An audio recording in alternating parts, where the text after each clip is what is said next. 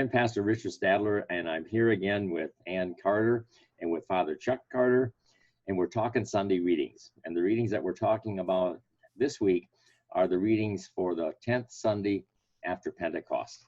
We'll be looking at the Old Testament lesson. We're continuing the life of Jacob, and that's in Genesis chapter 37, verses 1 to 4, and then also 12 to 28.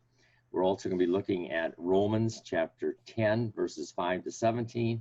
And then the gospel reading that we'll discuss is in Matthew chapter 14, verses 22 to 33. A reading from Genesis. Jacob lived in the land where his father had stayed, the land of Canaan. This is the account of Jacob's family line. Joseph, a young man of 17, was tending the flocks with his brothers, the sons of Bilhah and the sons of Zilpah, his father's wives. And he brought their father a bad report about them. Now Israel loved Joseph more than any of his other sons, because he had been born to him in his old age, and he had made an ornate robe for him. When his brothers saw that their father loved him more than any of them, they hated him, and could not speak a kind word to him. Now his brothers had gone to graze their father's flocks near Shechem, and Israel said to Joseph, "As you know, your brothers are grazing the flocks near Shechem. Come, I am going to send you to them." "Very well," he replied. So he said to him, "Go and see if all is well with your brothers and with the flocks, and bring word back to me." Then he sent him off from the valley of Hebron. When Joseph arrived at Shechem, a man found him wandering around in the fields and asked him, "What are you looking for?" He replied, "I am looking for my brothers. Can you tell me where they are grazing their flocks?" "They have moved from here," the man answered. "I heard them say, 'Let's go to Dothan.'" So Joseph went after his brothers and found them near Dothan. But they saw him in the distance, and before he reached him, they plotted to kill him. "Here comes that dreamer," they said to each other. "Come now, let's kill him and throw him into one of these cisterns, and say that a ferocious animal devoured him. Then we'll see what comes of his dreams." When Reuben heard this, he tried to rescue him from their hands. "Let's not take his life," he said. "Don't shed any blood. Throw him into this cistern here in the wilderness, but don't lay a hand on him."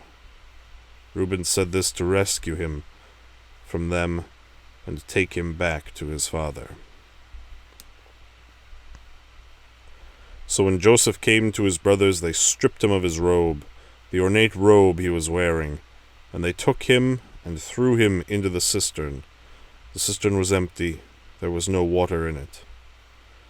As they sat down to eat their meal, they looked up and saw a caravan of Ishmaelites coming from Gilead. Their camels were loaded with spices, balm, and myrrh, and they were on their way to take them down to Egypt. Judah said to his brothers, "What will we gain if we kill our brother and cover up his blood? Come, let's sell him to the Ishmaelites, and not lay our hands on him. After all, he is our brother, our own flesh and blood." His brothers agreed.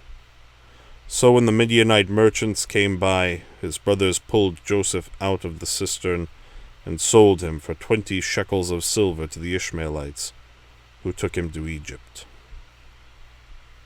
So the story of the Old Testament lesson is the story of Jacob. And just for anybody who may not be really familiar with this Old Testament history, Abraham has been given the land of the Canaanites by promise from God, but they haven't occupied it. The Canaanites are still living there. Then his son Isaac is renewed, the promise is renewed to him, and he still doesn't really take possession of it. Now comes Isaac's son Jacob, and he has the same promise given to him. And in the process of running away from his brother Esau, who he cheated out of the birthright, and goes to relatives and gets wives that we heard about last week. He then is coming back home. And he comes home and he has a total of 12 sons, 11 that were born in Padan Aram, and the 12th, Benjamin, was born in the land of Canaan near Bethlehem. So the story picks up now with the interactions between these brothers. And you're going to see how highly dysfunctional this family is. And Chuck had mentioned last week as an introduction to this that it all begins way back up in Padan Aram with the seat that Jacob was exposed to by his uncle Laban. But we're told in the beginning of the reading that Joseph was the favorite of his father, and that he was a tattletale.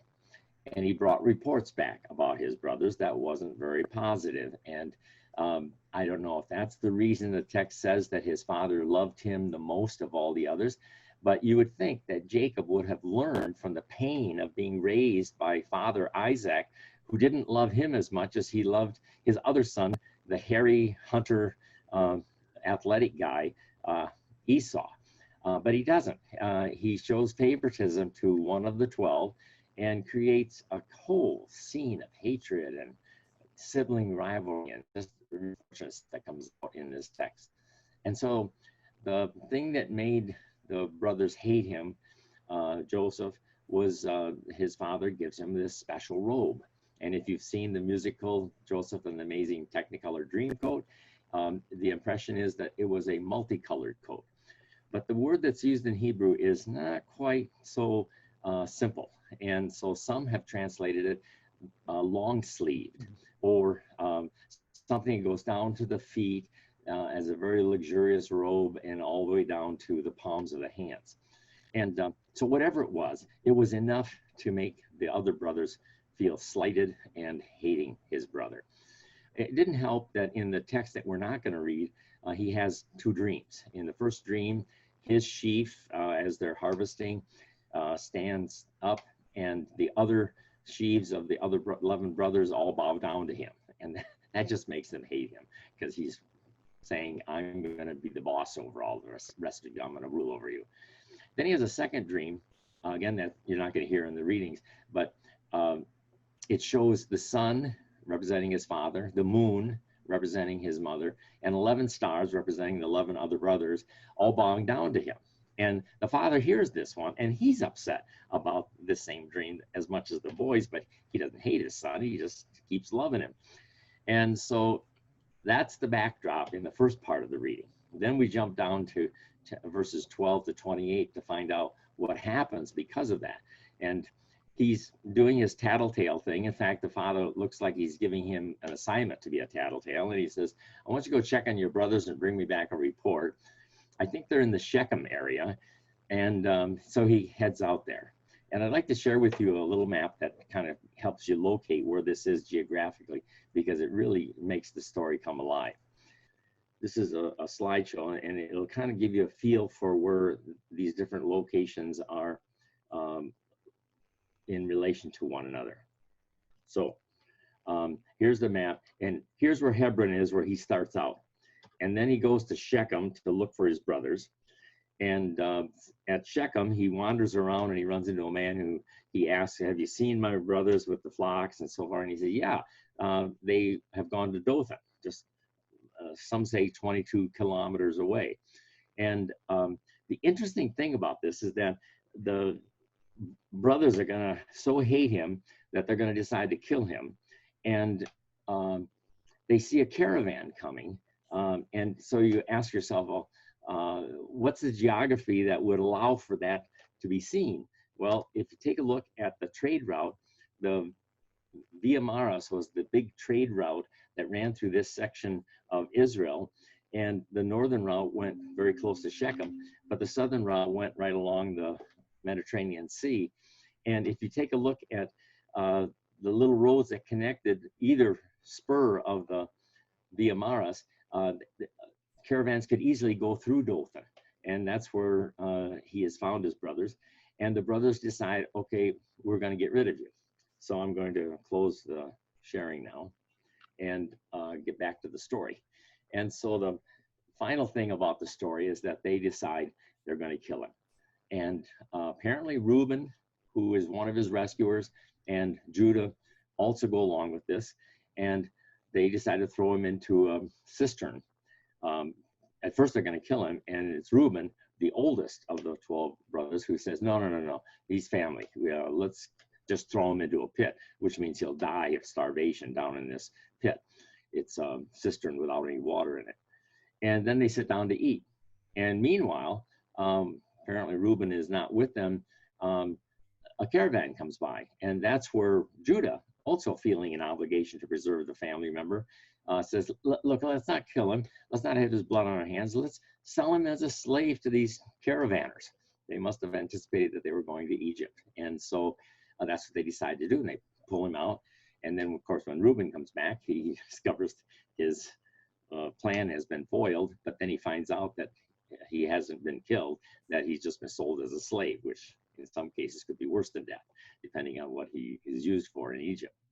So they then decide, okay, we'll take his cloak, because they've stripped the cloak off him, and we're going to then show it to Dad and tell Dad, and let Dad come to the conclusion that a wild beast has destroyed the son he loved. Okay, and now we're done with him, and we're done with his dreams. So that's the end of the reading. So any thoughts that you have that you think people should look at as they listen to this reading? It's a lot of excitement in this reading. What's always striking is the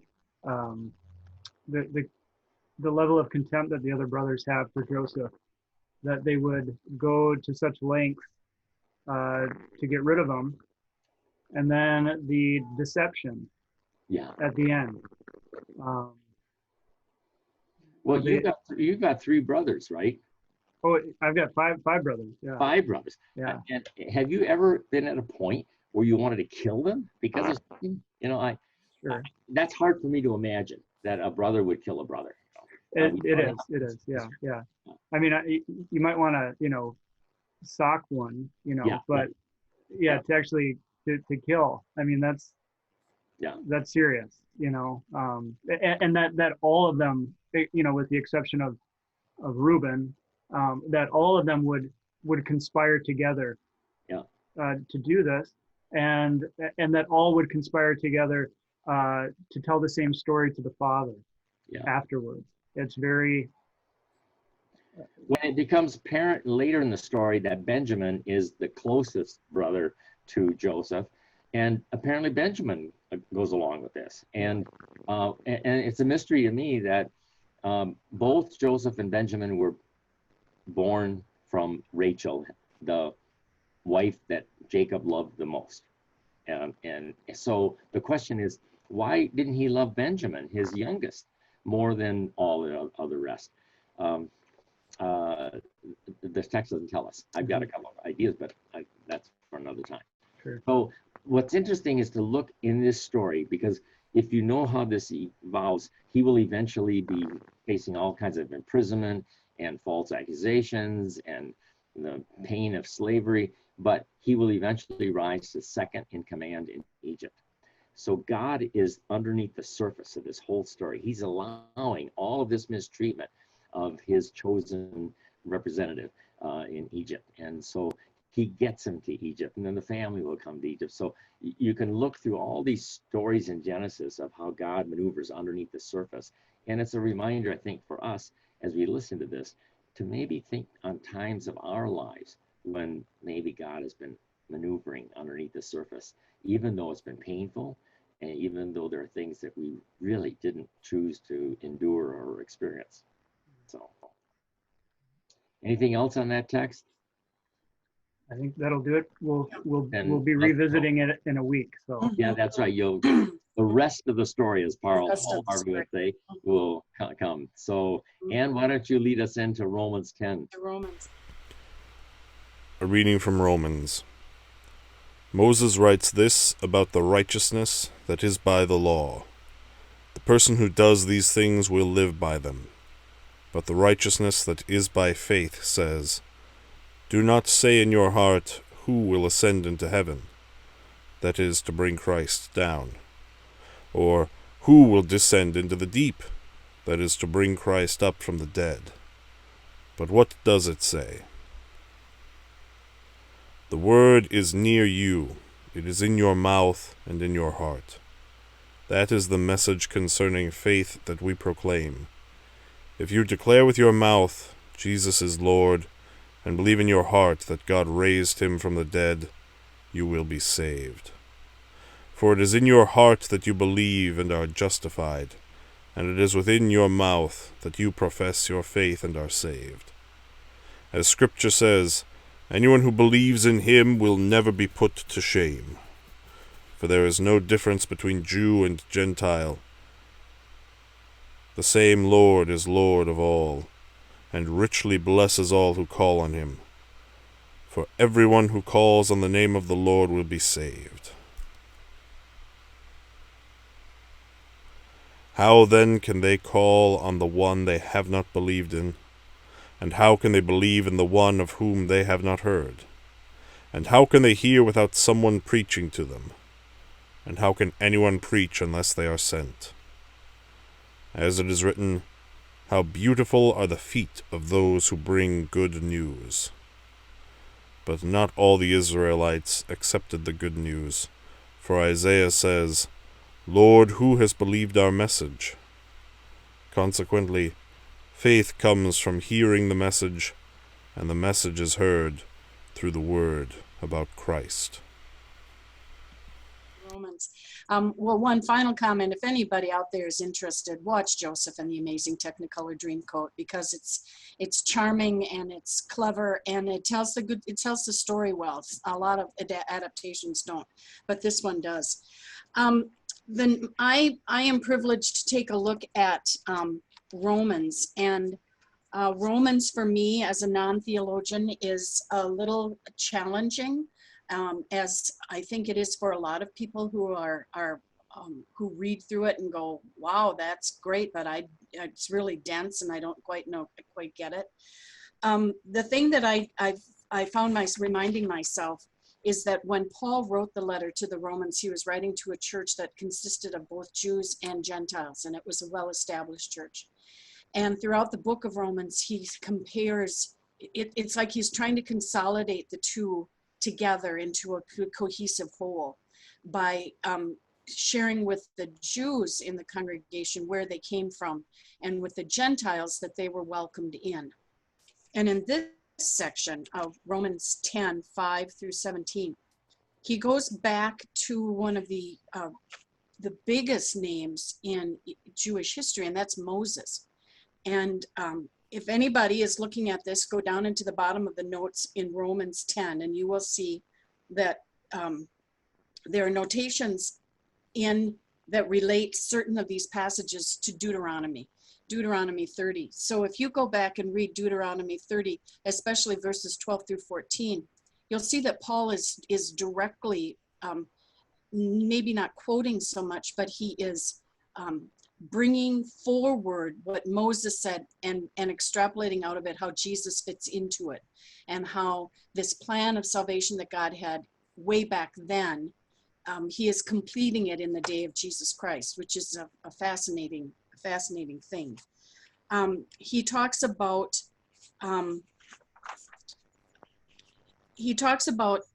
in this passage, he says he wants who's all welcome into this church. And he says in I'm trying to get my thoughts here. In Deuteronomy, Moses talks about, I'm offering you life and I'm offering you death. And if you choose life, this is how it works. You follow God. And it's not that hard. He says in Deuteronomy, verse 14, the word is very near you. It is in your mouth and in your heart, so that you may obey it. And Paul says the same thing.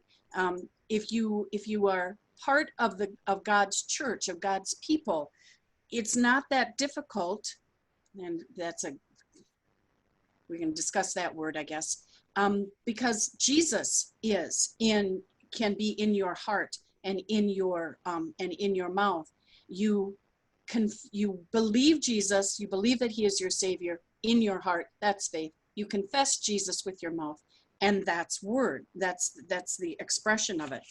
And so nobody is, from the very beginning, nobody is better than anybody. God has planned this, that he is going to open it up to all believers, and everybody is going to have a share in it. You believe it, you confess it, and you are God's. Did I get it right, fellas? Do I have a basic kind of understanding of it? Like I said, Romans is dense. It's hard to get through for me. Well, and one final comment, if anybody out there is interested, watch Joseph and the Amazing Technicolor Dreamcoat, because it's charming and it's clever and it tells the story well. A lot of adaptations don't, but this one does. Then I am privileged to take a look at Romans, and Romans for me as a non-theologian is a little challenging, as I think it is for a lot of people who who read through it and go, wow, that's great, but it's really dense and I don't quite get it. The thing that I found reminding myself is that when Paul wrote the letter to the Romans, he was writing to a church that consisted of both Jews and Gentiles, and it was a well-established church. And throughout the book of Romans, he compares, it's like he's trying to consolidate the two together into a cohesive whole by sharing with the Jews in the congregation where they came from, and with the Gentiles that they were welcomed in. And in this section of Romans 10, 5 through 17, he goes back to one of the biggest names in Jewish history, and that's Moses.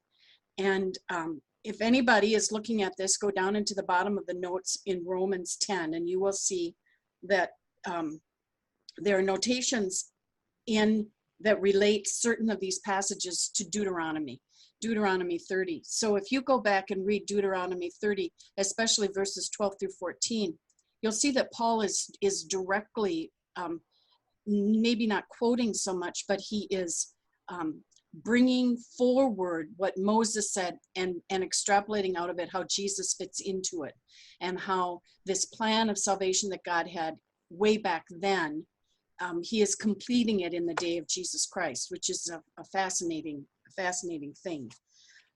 He talks about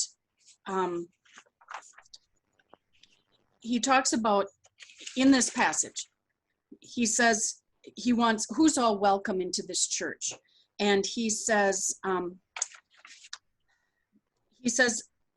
in I'm trying to get my thoughts here. In Deuteronomy, Moses talks about, I'm offering you life and I'm offering you death. And if you choose life, this is how it works. You follow God. And it's not that hard. He says in Deuteronomy, verse 14, the word is very near you. It is in your mouth and in your heart, so that you may obey it. And Paul says the same thing. If you are part of God's church, of God's people, it's not that difficult. And we can discuss that word, I guess. Because Jesus can be in your heart and in your mouth. You believe Jesus, you believe that he is your savior in your heart, that's faith. You confess Jesus with your mouth, and that's word. That's the expression of it. And so nobody is, from the very beginning, nobody is better than anybody. God has planned this, that he is going to open it up to all believers, and everybody is going to have a share in it. You believe it, you confess it, and you are God's. Did I get it right, fellas? Do I have a basic kind of understanding of it? Like I said, Romans is dense. It's hard to get through for me. Well, and there's a couple, I think, key passages that have been sometimes misused that are really comfort, but they've been turned into law when it says, if you confess him with your mouth that Jesus is Lord and believe in your heart that God raised him from the dead, then you will be saved, is how it sometimes is translated or taught. As if those actions justify you and make you, if that's not the way salvation works. If you're saved, then of course you're going to confess him. And of course you're going to believe in him. And so it kind of turns it upside down sometimes. And so you got to be careful when you listen to people talk about these things. But there's such great comfort in the last verse where he says, faith comes from hearing, and hearing through the word of Christ. Because I think a lot of Christians agonize over loved ones who just refuse to become believers, you know, and they've tried and they've prayed for those loved ones. But the thing that we need to remember is somehow we just have to keep exposing them somehow to the word, either through pamphlets or through conversations that are not judgmental on them, but just to share the word, because that's where the power comes from. And so you can see that over and over again in the book of Acts, how the word changes unbelievers into believers, and that's still works for us. And here he just reminds us of that dynamite that he has given us in the gospel. Yeah. That first verse, 10:5, he says, Moses writes concerning the righteousness that comes from the law, that the person who does these things will live by them. And that's a confusing phrase to me, but you, I think, Dick, just kind of nailed it, is that if you believe in something, you will live that way. And it isn't that you're living that way that gives you something, it's that you have received this gift and you act in response to the gift, and people then will see that. It's excuse me, it's complicated, but it's not. And that's what Moses said. It's complicated, but it's not. Live this way, and your life will extend out from how you live. The rest of your life will be better or worse by the actions that you take today. Well, I think you're pointing your finger to a really important contrast here in verses 5 and 6 at the very beginning of the reading. Because what he's saying is, if you hope to be righteous by doing the law, then you've got to live by them. And that pulls out the carpet under all of us, because none of us are going to do that. That's why he then goes on, next verse, and says, but the righteousness based on faith is different. That's where you trust what Jesus Christ has done, not how righteous you can be by doing the commandments. So the first verse is law, and it rips out all of our self-righteous hopes. And the second verse is just rich gospel saying, here's what you can trust and live by. And because none of us are going to be able to say, yeah, I did all the commandments of God, I've been a righteous person all my life. You know, it just doesn't work that way. I think it's comfort for the Gentile Christians as well, who didn't have that law of the Jews throughout their entire life. So it isn't that you've obeyed this your entire life, it's that you're given a gift now of faith. Yeah, that's right. Yeah. Good reminders in that reading. Yeah. Chuck, you want to take us to the gospel? Or yeah, we'll move to the gospel. I think there's a bit of a connection here, because with regard to faith and the way we live, as we have the Holy Gospel according to Matthew. Immediately, Jesus made the disciples get into the boat and go on ahead of him to the other side, while he dismissed the crowd. After he had dismissed them, he went up on a mountainside by himself to pray. Later that night, he was there alone, and the boat was already a considerable distance from land, buffeted by the waves because the wind was against it. Shortly before dawn, Jesus went out to them, walking on the lake. When the disciples saw him walking on the lake, they were terrified. "It's a ghost," they said, and cried out in fear. But Jesus immediately said to them, "Take courage, it is I. Don't be afraid." "Lord, if it is you," Peter replied, "tell me to come out to you on the water." "Come," he said. Then Peter got down out of the boat, walked on the water, and came toward Jesus. But when he saw the wind, he was afraid, and began to sink, cried out, "Lord, save me." Immediately Jesus reached out his hand and caught him. "You of little faith," he said, "why did you doubt?" And when they climbed into the boat, the wind died down. Then those who were in the boat worshipped him, saying, "Truly you are the Son of God." Last week we had Jesus in the feeding of the 5,000, not including the children and women, so it was a big crowd. But after this meal, Jesus makes his disciples get into the boat, and they go before him to the other side. Meanwhile, Jesus stays behind and dismisses the crowds. They're on the Sea of Galilee. And then again, he takes the time, which was sort of interrupted when the crowds found him. He takes the time to go up the mountain by himself to pray. And when evening came, it says, the boat was, in my translation, many furlongs distant from the land. It was a ways out. It was a ways out. Beaten by the waves, and the wind was against them. And in the fourth watch of the night, so roughly about maybe 3 o'clock or so in the morning, give or take. And it's kind of interesting how a lot of these things in Jesus' life, important moments, take place at night. But, fourth watch of the night, he came to them walking on the sea. And the disciples are terrified. They believe they're seeing a ghost, and they cry with fear. But Jesus comforts them. "Take heart, it is I. Have no fear." And then Peter asks him, "Lord, if it is you, bid me come to you on the water." If it's really you, I'll come out and I'll join you on the water. And then Jesus says, "Come." So Peter gets out of the boat, and he walks on the water.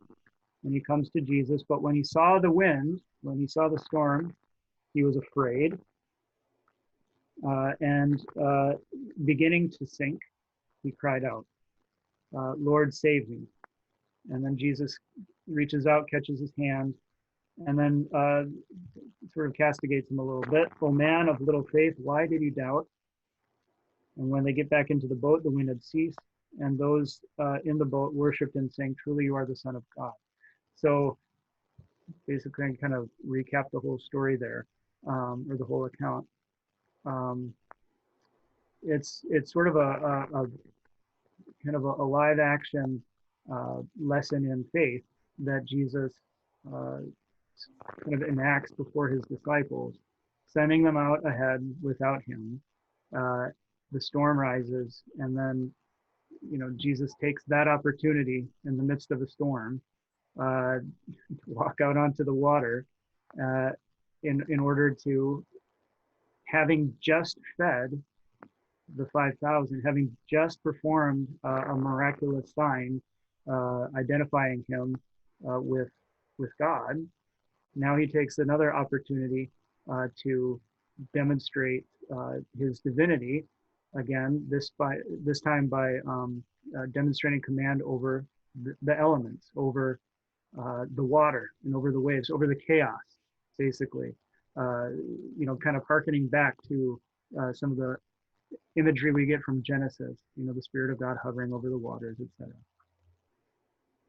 And it's in the midst of that Peter, he's always got to be kind of front and center, asks Jesus to let him come out and join him on the waves. And so Jesus says, "Come on out." And obviously Peter's able, obeying Jesus's command to come, to walk out onto the waves and meet Jesus, until all of a sudden he sees everything going on around him, and then he starts to sink. And even though he starts to sink, Jesus still grabs him by the hand and leads him back to safety. So there's I think a real poignant lesson, kind of going back to story from Joseph as well, and then also from Romans, kind of a vivid demonstration of what faith can look like. Peter hears the word, "Come," and he follows. He goes out onto the waves, and he's able to do it until he sees things going on around him. And you got to imagine that Joseph, given his own kind of experiences of the visions and the dreams that he has had, might have felt real, confident at first in his relationship with God and his place in his family. and then all of a sudden he's sold off into slavery, experiences great adversity, might cause him to doubt. The same with Peter. He sees around him the storm that's all around him, the wind and the waves causes him to doubt. And I think that's a reality that each of us will face at different times in life. The reassurance here is that Christ is right there to help you out. And we'll ask, well, why did you doubt? Why did you doubt? You know, and that's kind of a question we can always ask. You know, when you see the bigger picture of things, it's easy to kind of wonder why do we doubt sometimes. But in the midst of it, it's pretty. In the midst of the elements, in the midst of chaos of life, it's easy to doubt. But I think the point of this whole demonstration that Jesus gives to his disciples is there at the end in verse 33. Those in the boat worshiped him, saying, "Truly, you are the Son of God." And so we have bam, bam, the feeding of the 5,000, miraculous demonstration, and then walking on water and the stilling of the storm. Two very convincing demonstrations of God's power at work in Jesus that leads to faith, both in Peter and then in the rest of the disciples. And they're starting to get this sense of who Jesus really is, and that will continue to grow over the course of Matthew's gospel. And you know, with certain exceptions here and there, but it's a powerful story, vivid imagery, and it provides, I think, a lesson that's easily translatable to us today in our own experience of faith. So, any other thoughts or reflections on this particular episode? Well, I think you're right that it definitely gives us something to think about how we relate to God. We see an insight into Jesus' love for his disciples in this story. When he comes walking out of the water, they think he's a ghost. They're terrified, the text says. But immediately, the text says, he says, "It is I. Don't be afraid." So he doesn't decide, okay, let's let them suffer a little bit. Let's let them agonize in their fear. No. His immediate response is to get rid of fear. And I believe that's a good thing for us Christians to remember today, is that God doesn't enjoy making us suffer, but he wants us to know that he is there with us. Then when Peter, and Peter is not one-dimensional in the Bible, but he's often treated that way by commentators. You know, he's the one who denied his Lord. You know, he's the one who suffers from foot and mouth disease because he says so much stuff that comes right out of his mouth. But here, he's the first one to suggest, to challenge Jesus to have him walk on the water. The other disciples didn't do that. They're all sitting in the boat, still maybe scared. And when he starts to sink, Jesus doesn't say, okay, I think I'll just let you suffer for a little while before I help you out. The text again uses the word immediately. Immediately he grabs him, just as you suggested, Chuck. And that's the way our God feels about us. And this really gives you a feeling for how much he loves us and how immediate his concern is for us. I think those are some good things that are illustrated here. Yeah. Well, I think that'll do it for our discussion this week. Thank you for joining us, and stay tuned for next week's Talking Sunday readings. As always, thank you to Tim Carter behind the scenes, helping to record and edit these videos for your viewing pleasure. Leave us a like and share us with friends or others who might be interested, and we'll see you again next week.